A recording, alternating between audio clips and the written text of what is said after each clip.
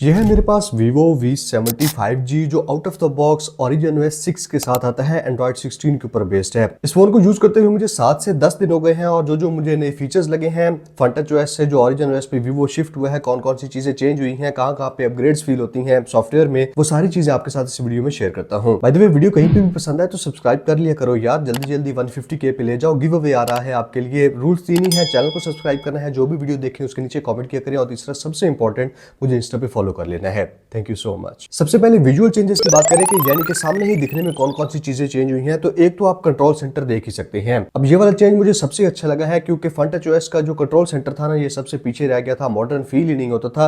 लेकिन अब जो कंट्रोल सेंटर आया है, नो डाउट एप्पल की जो iOS 26 की लिक्विड ग्लास की अपडेट है उससे इंस्पायर्ड है। काफी हद तक ग्लॉसी इफेक्ट्स देखने को मिल जाते हैं, लेकिन दिखने में ये एटलीस्ट काफी खूबसूरत और मॉडर्न लगता है। दूसरा विजुअल चेंज ये है कि जो नीचे एप्लीकेशंस होते हैं ना डॉक में, उसमें अब आप ट्रांसपेरेंसी इफेक्ट ऐड कर सकते हैं। अब ये भी वैसे ऐसे ही है जैसे आईफोन्स में होता है, लेकिन फीचर दिया गया है जो कि दिखने में काफी खूबसूरत लगता है। जो स्टॉक आइकन्स हैं वीवो की एप्लीकेशंस के, वो पहले से काफी ज्यादा मॉडर्न फील होते हैं। स्पेशली जो कैमरा का आइकन है दिखने में काफी ज्यादा खूबसूरत लगता है। और जब आप सेटिंग्स वाला पेज ओपन करते हैं ना, तो ये वाला जो सारा मेन्यू है ये टोटली चेंज हो चुका है। एक तो अब आपको कार्ड स्टाइल में सेटिंग्स देखने को मिल जाती हैं। मेन्यू में जो चीजें रिलेटेड हैं उनको ग्रुप किया गया है। और अबाउट फोन में आते हैं तो ये वाला जो पेज है ना, वो पूरी तरह से रीडिजाइन हो चुका है। यहाँ पे आपको फोन की स्पेसिफिकेशंस वगैरह देखने को मिल जाती हैं। अगली जो बहुत बड़ी अपग्रेड मुझे फील हुई है ना इस Origin OS 6 में, वो है लॉक स्क्रीन की कस्टमाइजेशन। ये सॉफ्टवेयर लॉक स्क्रीन की कस्टमाइजेशन को नेक्स्ट लेवल पे लेके चला गया है।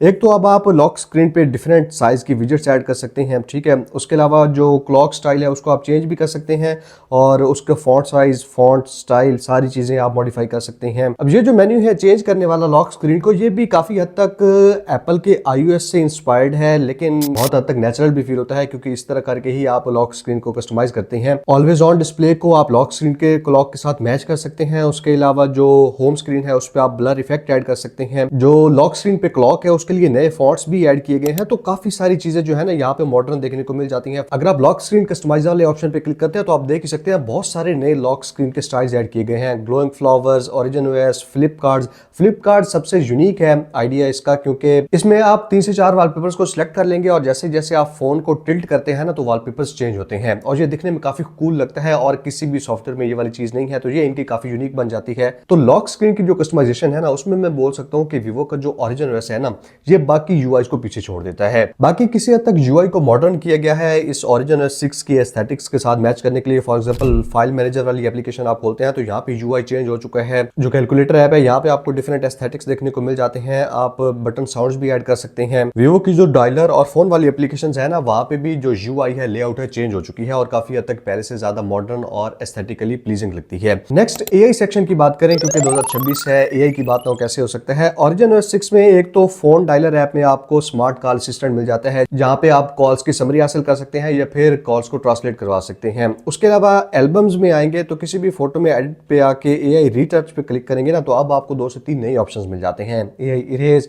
AI ultra HD, AI image expansion और एआई कलर एडजस्टमेंट। पहले जस्ट 1 से 2 ऑप्शन होते थे, तो एआई फीचर्स को इनहैंस किया गया है। उसके अलावा कैमरा में भी जो एआई विजुअलाइजेशन होती है ना, पोर्ट्रेट में आके एआई पे क्लिक करेंगे तो एआई विजुअल में अब आपको बहुत सारे नए ऑप्शंस ऐड देखने को मिल जाते हैं। पहले जस्ट सीजन्स होते थे, अब आपको रीजन्स का ऑप्शन है, यानी कि डिफरेंट रीजन्स आप सिलेक्ट कर सकते हैं। इन डिफरेंट एआई विजुअल्स को यूज करके मैंने बहुत सारी पिक्चर्स ली हैं और ट्रस्ट मी, ये वाला फीचर काफी अच्छी तरीके से काम करता है। अब ये किसी और यूआई में नहीं है फिलहाल, built in stock camera application में, तो वीवो के स्मार्टफोन्स में ये चीज भी काफी स्पेशल बन जाती है। अगर आप नोट्स एप्लीकेशन में आते हैं तो साइड पे एआई वाला टॉगल देखने को मिल जाता है। आपका मोबाइल फोन नेट के साथ कनेक्ट होना चाहिए। वीवो की स्टॉक नोट्स एप्लीकेशन में भी आपको राइटिंग असिस्टेंट जैसे टूल्स देखने को मिल जाते हैं।